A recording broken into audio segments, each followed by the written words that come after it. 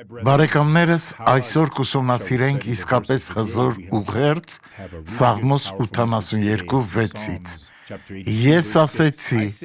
դուք աստվածներ եք և ամենքդ բարձրյալի որդիք։ Բոլոր նրանք, ովքեր ընդունում են Հիսուսին, դառնում են նրա զավակները։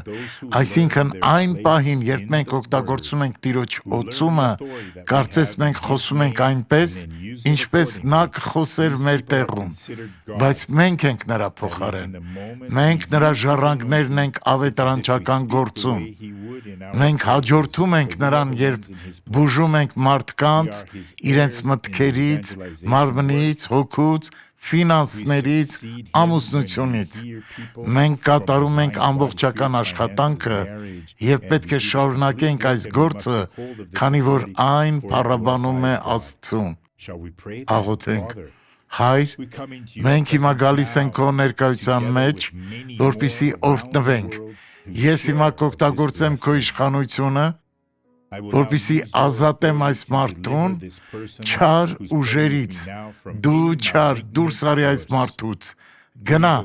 ես չեմ խնդրում, ես կարգադրում եմ, ես կապում եմ, դուրս եմ նետում չարին Հիսուսի անունով, և դու ասում ես,